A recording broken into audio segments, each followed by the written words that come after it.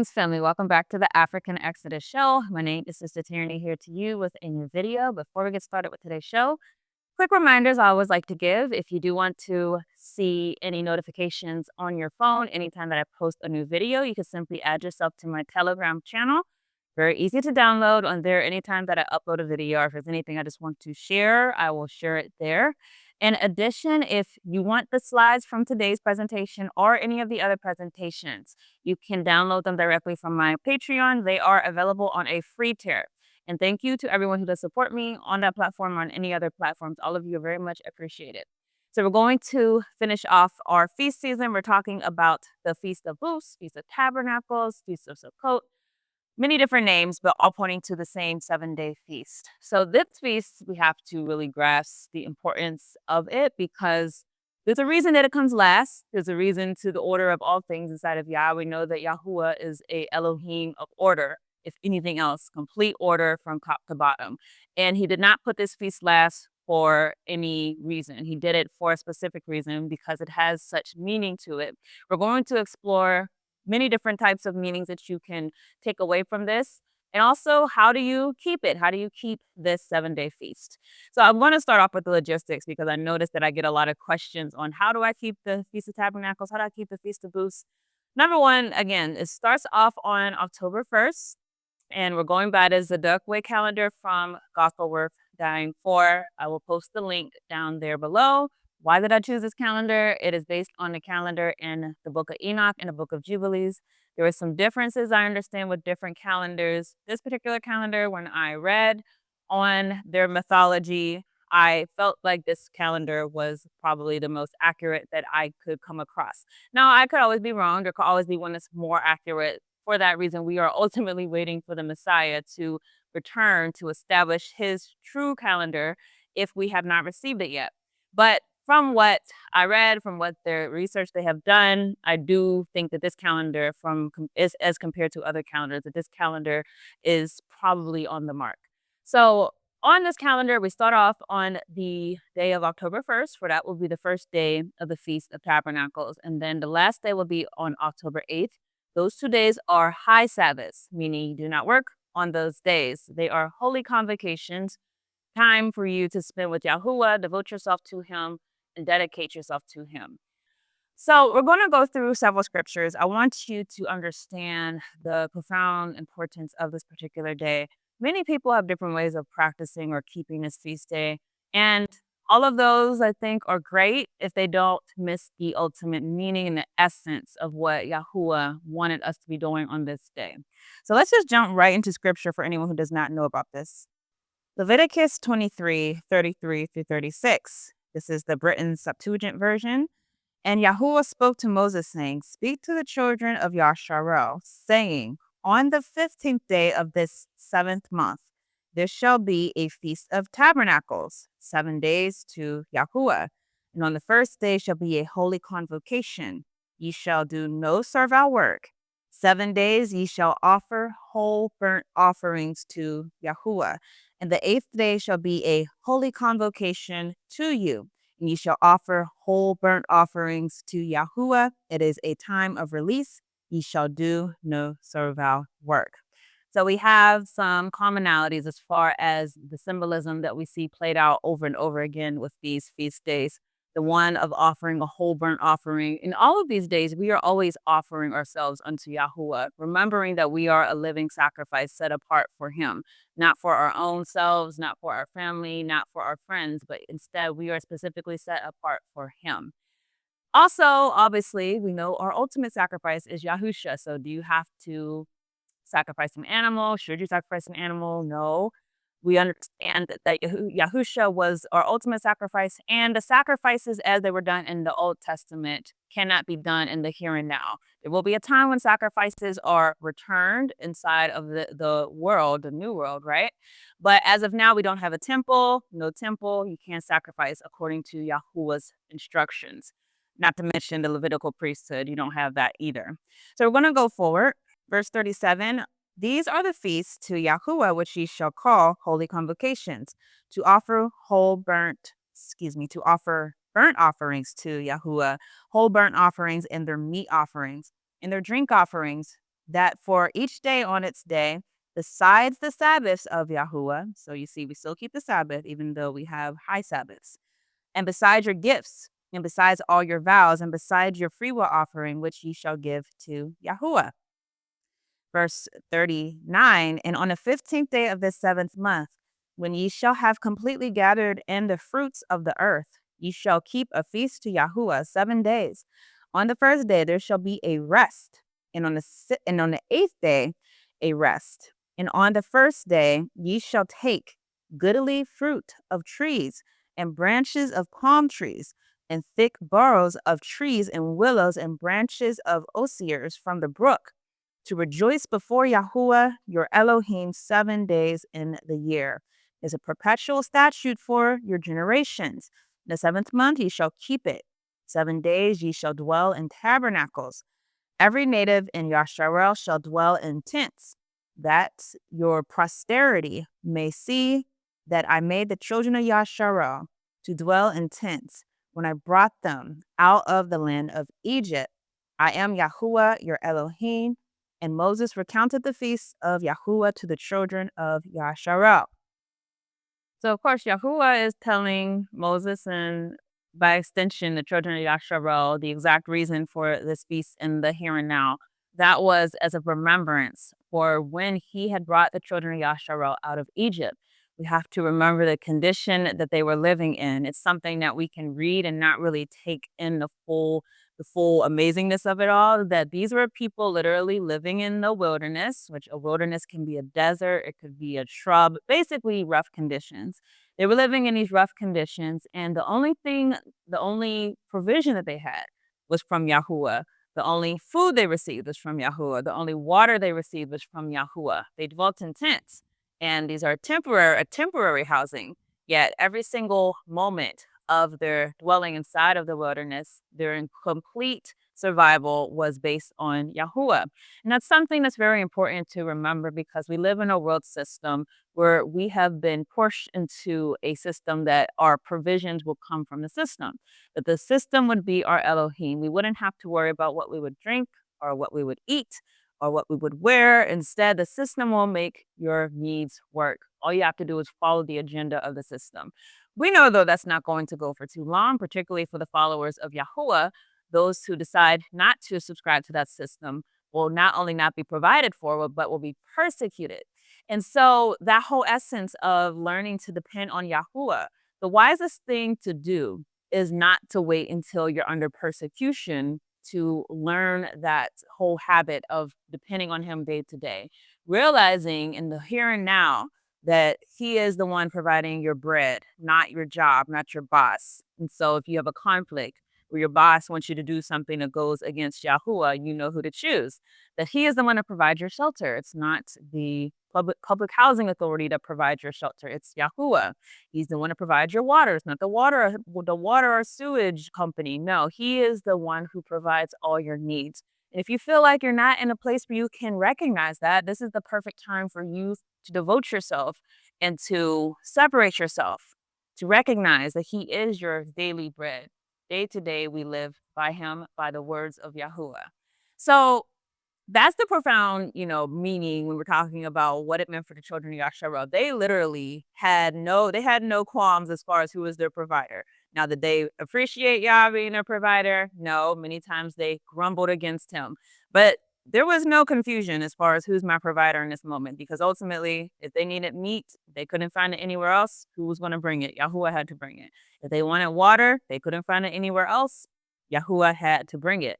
So because they lived in that condition, they had full awareness of who they depended on, even though, of course, they still rebelled, still whored out, did other things that were obviously abominable. They still knew who the one was that was providing their needs, right? So similarly, we have to have that same mindset whenever we're entering into this feast season, when we're separating ourselves from the things of men, the technology, and all the things that can distract you from Yahuwah's provision inside of your life in the here and now. Having a clear understanding that it is him who you look to provide all your needs is a perfect mindset as you enter into this feast day. So let's start breaking down different essence of the commandment that Yah gave to Moses, because that helps you to also to flesh out exactly how to keep this feast day. So let's just start with the verb to dwell. Okay, so this is the Strong's number 3427, Yashap. And this is the word for to dwell when it says you're going to dwell in these tents for however many days.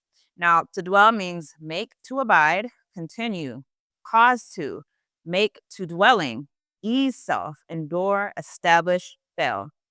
A primitive root properly to sit down. And I want us to remember that this is the root. And the roots often tell you what really the word means in its fullness. To sit down, specifically as a judge in ambush or in quiet. By implication, to dwell, to remain, causatively, to settle, to marry, make to, abide or abiding, continue, dwelling, ease self, endure, establish, habitation, fail, haunt, inhabit, make to keep, lurking, marry, marrying, bring again to, place, remain, return, seat, set, sit, take, carry. So the reason why I wanted to read through all of these mini definitions, because I wanted you to understand this is an action word. This is not a passive word, right? And I want to emphasize this because when we're talking about how do we keep this feast, we have to understand that this is not a camping trip, right? It's not just we're going to go in the wilderness, we're going to chill, and we're just going to chill, and that's it, and we're going to enjoy the trees and all that. No, there's action that's actually happening, right? And the action is to dwell. And I want us to understand the fullness of that. So when we're dwelling, what does that mean whenever we're dwelling? Who are we dwelling with? You know, what type of action does Yah want us to be in inside of this feast day? And I think the best way to understand what that means inside of this context is to also understand what the temporary dwelling place or the tabernacle, what was that? What was that to the children of Yasharel? So let's go to right back to Strong's. So sukkah, right? That's Strong's 5521. So the sukkah or the tabernacle is a booth, a cottage, covert, pavilion, tabernacle, tent, bim of caulk, a hut or lair, booth, cottage, covert, pavilion, tabernacle, tent. Now it says, see the Hebrew word caulk. I wanted to go to that. So it's actually suck 5520. And it says den, pavilion, tabernacle from kakak, a hut of entwined burrows, also a layer, covert, den, pavilion, and tabernacle. Now, if you go to the topical lexical for this definition for the sock, you will receive this overview. It says, overview, pictures an enclosed protected space. Scripture employs the term in two contrasting ways. The hidden layer of a predatory lion and the secure shelter of the covenant of Elohim. The word, therefore, serves both as a warning against wickedness and as an encouragement to seek refuge in Yahuwah. So if we go to different literary contexts, when you have Psalms 10:9, the wicked is likened to a lion in his den, crouching to ambush the helpless. So that's obviously a negative connotation, but we are not doing this in a negative way. We're not waiting to ambush the helpless. We're doing this in a positive way. So what would be more particular to us? Psalm 27:5. David rejoices that Yahuwah will hide me in his shelter in a day of trouble. We're going to read that in a second. Psalm 76:2. His shelter is in Salem, his dwelling place in Zion, affirming Yahuwah's chosen residence. Jeremiah 25:38. It says, Yahuwah abandons his den like a lion, signaling impeding judgment on the land. So these different texts perform a balanced testimony according to the context given. And we understand that there is Yahuwah's hiding place where he protects. And he protects us in his shelter. So let's go to the full scripture that they had cited, Psalm 27:5. And again, reading from Britain Septuagint. In the day of mine affliction, he hid me in his tabernacle. He sheltered me in the secret of his tabernacle. He set me up on a rock. You hid them in the secret place of your presence from the schemes of men. We're going to go to Psalm 31:20, and we're going to read just some more instances where we're talking about that secret place with Yahuwah. And we're talking about that refuge with Yahuwah. So Psalm 31:20, thou wilt hide them in the secret of thy presence from the vexation of man. Thou wilt screen them in the tabernacle from the contradiction of tongues. Psalm 32:7, thou art my refuge from the affliction that encompasses me, my joy to deliver me from them that have compassed me. Psalm 91, I want to read this full psalm because this really, I think, hits the point when it means to dwell with the Most High and what it means to run to Him as a shelter, as a tabernacle. It says, a praise song by David or Dawid. He that dwells in the help of the highest shall sojourn under the shelter of the Elohim of heaven. He shall say to Yahuwah, thou art my helper and my refuge, my Elohim. I will hope in him, for he shall deliver thee from the snare of the hunters, from every troublesome matter. He shall overshadow thee with his shoulders, and thou shalt trust under his wings. His truth shall cover thee with a shield. Thou shalt not be afraid of terror by night, nor of arrow by day, nor of the evil thing that walks in distress, nor of calamity and the evil spirit at noonday. 1,000 shall fall at thy side, and 10,000 at thy right hand, but it shall not come nigh thee. Only with thine eyes shalt thou observe and see the reward of sinners. For thou, O Elohim, O Yahuwah, art my hope. Thou, my soul, hast made the Most High thy refuge. No evil shall come upon thee, no scourge shall draw night to thy dwelling. For he shall give his angels charge concerning thee, to keep thee in all thy ways. They shall bear thee up on their hands, lest at any time thou dash thy foot against a stone. Thou shalt tread on the asps and the basilics. I don't know if I said that right. Basilics. And thou shalt trample on the lion and dragon. For he has hoped in me, and I will deliver him. I will protect him, because he has known my name. He shall call upon me, and I will hearken to him. I am with him in affliction, and I will deliver him and glorify him. I will satisfy him with length of days and shew him my salvation. So you see, on the Feast of Tabernacles, you're going to, on the first day, erect, or really before the first day, you're going to erect a temporary dwelling place. This temporary dwelling place is not a place where you just put up and leave it and then don't go back there again. No, this place is a place where you're actually going to do an action. The action is you're going to dwell in the presence of the Most High, who is your secret place, who is your hiding place. You're not going to just do so performatively, but instead do so understanding that there's a place where we can access Yahuwah, where no other people can distract us, where no other people can keep us inside of the worries of this world. That's the place we're going to be entering into. So on that first day, you, as it says in the scripture, you go out, you get your foliage, so go to trees, get branches, get fruit, get all of these things, and use these things, you, your children, your family, use these things in worshiping of the Most High.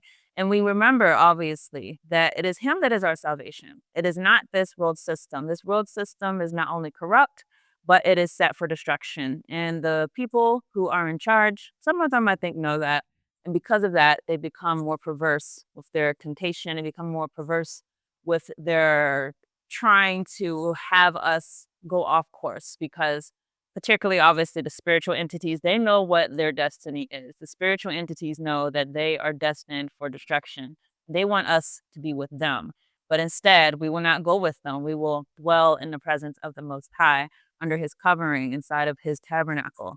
That is what you should be doing, the action that you should be doing as you dwell in your temporary dwelling place.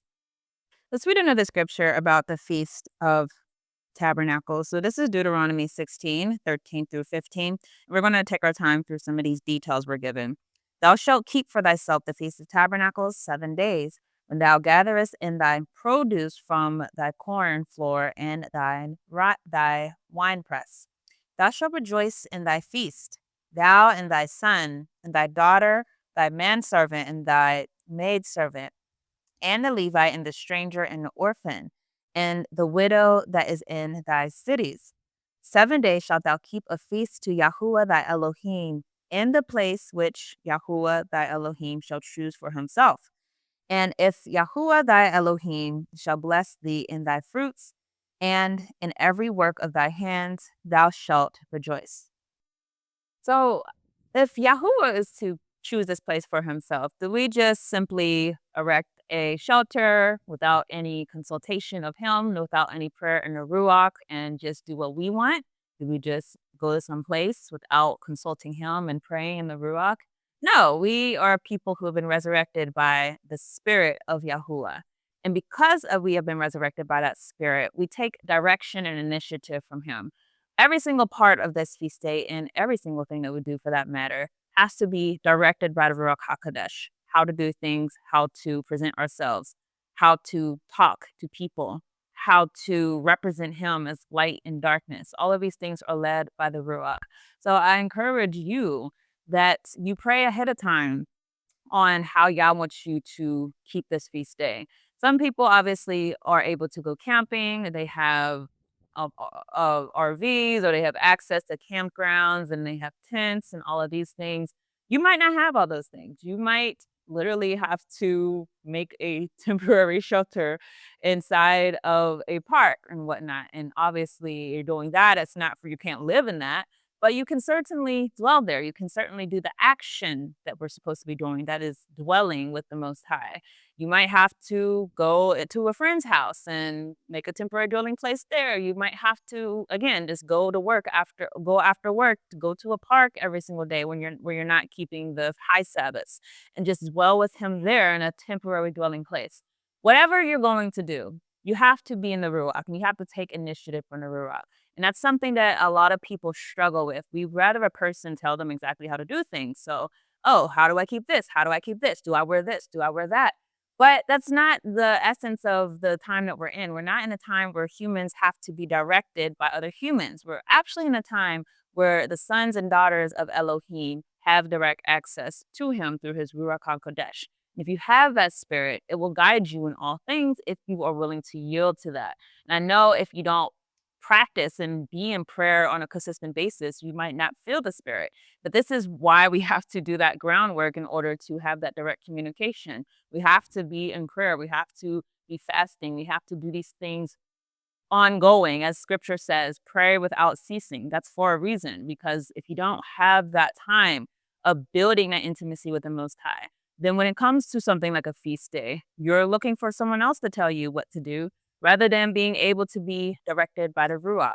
So just keep that part in mind. I think that's very significant. Yahuwah would literally tell the people, set up right here or set up right here. And they were taking prompting by him. And that's where he wants us to be. Shalom family, this is a call for support for the Yahusha Estate Project. The video for the longer presentation will be linked in here or will be in the description. What if you had the chance to help Noah build the ark? What if you could stand beside Moses and Aaron as they led our people out of Egypt? Would you say yes? Would you act? Well, this mission is just like that. The Yahusha Estate is being built here in Ghana as a refuge, a safe place for the awakening remnant around the world. This is more than land. It's obedience, it's prophecy, it's preparation. So pray, share, and if Yahweh leads you, give. Let's build this place together, and may Yahweh bless us all. Okay, let's switch gears. So another big aspect of Sukkot, of the Feast of Tabernacles, is the symbolism of the tabernacle being a temporary dwelling place. And we know from scripture that we also have a temporary dwelling place. And you might say, where is that? That is your body. Your body is a temporary dwelling place. This is a temporary place that you are in until Yahuwah resurrects you from the dead and gives you your permanent body that will be your permanent dwelling place. So let's read some scriptures to remind us of this. And what does that mean for us who are here in this world and here and now? So we are in 2 Corinthians 5. It says, for we know that if our earthly tent, which is our house, is torn down, we have a building from Elohim, a house not made by hands, eternal in heaven. For indeed, in this tent we groan, longing to be clothed with our dwelling from heaven. Since, in fact, after putting it on, we will not be found naked. We who are in this tent groan, being burdened, because we do not want to be unclothed, but to be clothed, so that what is mortal shall be swallowed up by life. Now, he who prepared us for this very purpose is Elohim, who gave us the Spirit as a pledge. I want you all to think about what Paul's saying here. He says that we are burdened in this body and that we are groaning. Now, all of us have days where it doesn't matter how good things might be. You might have the house that you want. You might have the husband or a wife that you want. You might have the beautiful children that you want and the job that you want. At some point, you're going to feel a longing for something, and you might not be able to put your finger on it. Obviously, if you're in the world, they don't want you to put your finger on it at all. Instead, they'll give you different things to substitute, different things to distract you. But when you think about what that really is that Paul is telling us, what is that thing that we're groaning for? Ultimately, we all groan for our permanent homes. We all groan for our heavenly homes, for the kingdom. That's what we're groaning for. So even though everything could be perfect inside of your life, and no one has that obviously, but let's just say figuratively, everything could be going good one day, you could still feel a longing inside of you. That is your spirit that longs to be with the Creator, longs to be inside of His heavenly kingdom, longs to be away from this wicked system. And so when you think about what Paul's saying, he's letting us know that what we experience in the here and now is not our ultimate end, and it should not. Don't get distracted to think that this is what we are fighting for. We're not fighting for what we're experiencing now. We're not fighting for the house that we have now, the children we have. You're not fighting for the country you have now. And that's one thing that should be emphasized, because as we're about to read, there's no place, if you were in the kingdom of Yahuwah, there's no place that you should look at as being your country. There's no place that you should look at as being your home, absent Yahuwah. So let's go through that very quickly. Hebrews 11:13-16. All these died in faith, without receiving the promises, but having seen and welcomed them from a distance, and having confessed that they were strangers and exiles on earth. For those who say such things make it clear that they are seeking a country of their own. And indeed, if they had been thinking of that country which they left, they would have had opportunity to return. But as it is, they desire a better country, that is, a heavenly one. Therefore, Elohim is not ashamed to be called their Elohim, for he has prepared a city for them. 1 Peter 2:11, Beloved, I urge you as foreigners and strangers to abstain from fleshly lusts, which wage war against the soul.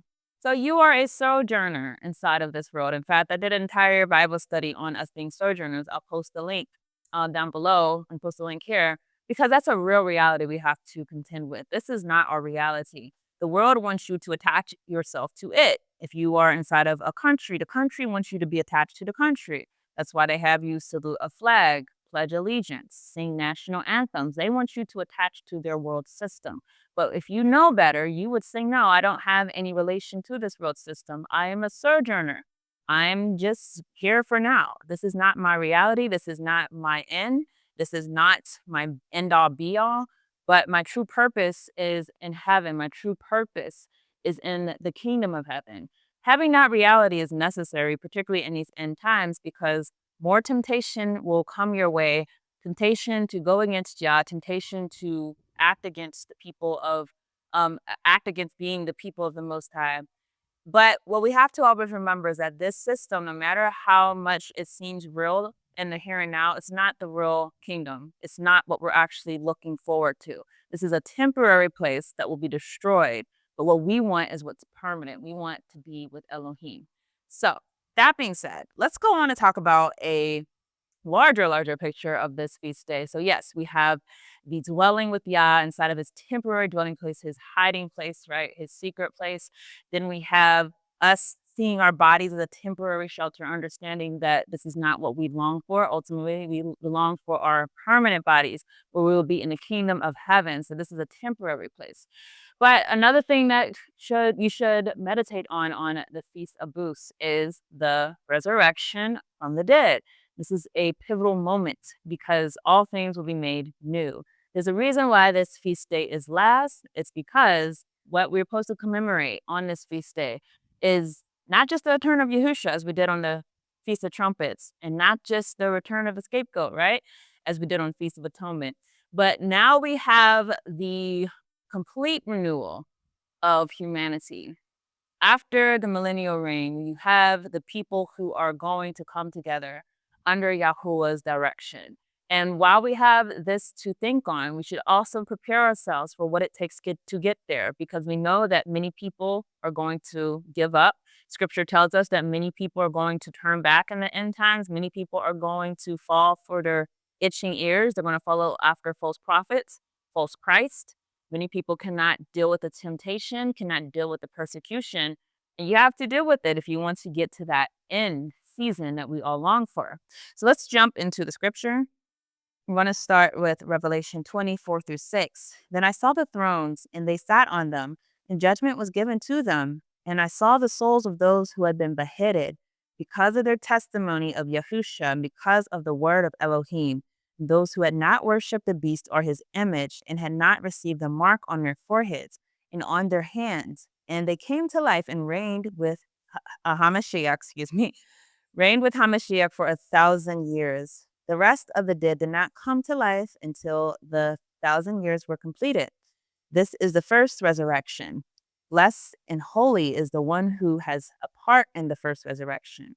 Over these, the death has no power, but they will be priests of Elohim and of Hamashiach and will reign with him for 1,000 years. Okay, so let's notice you have a first resurrection and then you have a second resurrection, okay? What happens inside of the Feast of Booths? You have a first day that's a holy convocation, and then you have the final day that's a holy convocation. Again, our Elohim is an Elohim of order, and every single detail matters. There's a reason why you have the first convocation and you have the second one. As it's said inside of scripture, in the first one, you're going to have the people who suffered through the tribulation, who did not love their lives unto death. Those people be resurrected to reign with Yahusha HaMashiach for 1,000 years. This is called the millennial reign, or the 1,000-year reign. And then after that, we have another resurrection. We have some things that happen after that, obviously. You don't know, I have a whole end time playlist where I talk about this, but Satan comes and tries to deceive the nations again to go against Yahshua, right? But at the end of this, he gets destroyed. And after he's destroyed, we have a better resurrection, right? That one that Paul was talking about, where we get to get our final selves, our full bodies, right? Because during the first resurrection, people will still be, mortal. But in this next resurrection, which is on the last day of the Feast of Tabernacles, that's where you get to see the fullness of the promises manifested. Isaiah 4:2-6. It says, "And in that day Elohim shall shine gloriously in the council on the earth to exalt and glorify the remnant of Yasharel. And it shall be that the remnant left in Zion and the remnant left in Jerusalem, even all that are appointed to life in Jerusalem, shall be called holy. For Yahuwah washed away the filth of the sons and daughters of Zion, and shall purge out the blood from the midst of them, in the spirit of judgment and the spirit of burning. And he shall come, and it shall be with regard to every place of Mount Zion. Yea, all the region round about it shall a cloud overshadow by day, and there shall be it as it were the smoke and the light of fire burning by night. And upon all the glory shall be a defense. And it shall be for a shadow from the heat, and a shelter, and a hiding place from inclemency of weather and from rain." So notice the symbolism that happens right here. So again, we're talking about the first resurrection. In this first resurrection, you're going to see the cloud by day and the fire by night. When did that happen? That happened inside of ancient Egypt. Similarly, whenever the children of Yasharel are regathered into the land, you will have them being under similar conditions. Now, this is not the final stage, obviously, but notice what is said inside of the last verse that we read, where it says that it shall be a shadow from the heat and a shelter and a hiding place from inclemency of weather and from rain. So again, this booth is your temporary place. It's your hiding place, your secret place. All of this symbolism and imagery all coming together into one feast day. I want to go to one more scripture because I want to also just break down, if in case anyone has not had this revelation about how the earth is going through seasons and how the earth will close off inside of that final season. So we're going to go very quickly through the book of Enoch. This is a very important concept to understand about the Feast of Booths. As I said, the Feast of Booths is alluding to that first resurrection and also the second resurrection. Many people don't know this because they don't believe Enoch is scripture. I would challenge you very much on that, but this is not the video for that. I do have videos where I have done that. But inside of the book of Enoch, it lays out a fact, a truth, that as scripture says, 1,000 years is like one day to Yahuwah. And if you go by the week schedule that's given inside of Enoch, we essentially are at and according to the Bible, the biblical timeline, we would be at the 7th week of creation because we are at the 6,000 year mark and we're getting close to that 7,000 year mark. And so I think it's a little confusing with the numbering. Just remember that the first week of creation, that would be from 0 in the beginning up until the first 1,000th year, okay? And then the second week of creation, that would be from 1 all the way until 2. Third week, same trend. And then here we are inside of the 7th week of creation because we are at the 6,000th year and we're now nearing that 7,000th year. And what we learn from the book of Enoch is that at the 7,000th year, that is the return of Yahusha. So I want to read Enoch. This is going to be possibly different depending on the version that you have. But in my Ethiopian Bible, this was Enoch 92. And I'm going to also go on a little bit. So in yours, it might be Enoch 93 and also Enoch 91 because for some reason the translators split it up inside of some versions of Enoch. I have no clue why. But pay attention. So we're going to start at the 6th week, okay? This is the 1,000 years prior to where we are right now. It says, after that, in the 6th week, all who live in it shall be blinded, and the hearts of all of them shall godlessly forsake wisdom. And in it a man shall ascend, and at its close the house of dominion shall be burnt with fire, and the whole race of the chosen root shall be dispersed. Here's the week that we are in now, the 7th week. And after that, in the 7th week, shall an apostate generation arise, and many shall be its deeds, and all its deeds shall be apostate. And at its close shall be elected the elect righteous of the eternal plant of righteousness, to receive sevenfold instruction concerning all his creation. That's the return of Yahusha. At the point we are at now, we're very close to his return, according to the book of Enoch. So again, if you have a different version of Enoch, this might be chapter 91, but for me, this is verse 12 of chapter 92. And after that, there shall be another, the 8th week, that of righteousness, and a sword shall be given to it, that a righteous judgment shall be executed on the oppressors, and sinners shall be delivered into the hands of the righteous. And at its close, they shall acquire houses through their righteousness, and the house shall be built for the great king in glory forevermore, and all mankind shall look to the path of uprightness. So what this is foreshadowing on that final day of the Holy Convocation, that's the resurrection from the dead, where all people will have been judged by Yahuwah. And if you, let's all pray we are, judged correct, to have been righteous, to have been one of the sons or daughters of Yahuwah, then you would enter into his kingdom. And in his kingdom, there would be no more suffering. You would be given your permanent dwelling place, and you would be given a house. Understand this. This is not a temporary shelter anymore. We're not now just taking shelter from him, from the weather. No, we are given a house, permanent. And we live with the king who has his temple built in our midst. All of this is what's going to happen on the close of that 8th week. So this is what we should be having in mind, meditating on, and praying on, because all of this is our inheritance. This is our spiritual inheritance. This is what we're promised for the burdens that we deal with now, the struggling that we deal with now, the suffering that we deal with now. Our spiritual inheritance is that return of the king, and then after that, the resurrection from the dead, where we are given new bodies, permanent bodies, given a house, and a king who's going to dwell with us. So I pray that you all have a blessed feast day. Definitely, if you need to check out If you have questions about the Jewish calendar versus this calendar, I'll post the video about the Jewish calendar I did below. But with that, I thank you all for watching. Y'all willing, I'll see you all in the next video. We believe in the resurrection of the dead. We believe that the 20 million black people in America in the last days will be taught the truth. The trumpet of truth will sound in your ear. That is being sounded today, the trumpet of truth. And this truth strikes your ear and strikes your heart. It'll open your eyes. It'll open your ears. It'll make you stand up. It'll do the same thing for you that truth did for the dry bones in the valley. Because the picture of dry bones in the valley is talking about you. The picture of Lazarus laying dead 4 days is talking about you. You are Lazarus. You are the dry bones. You are the prodigal son. You are the lost sheep.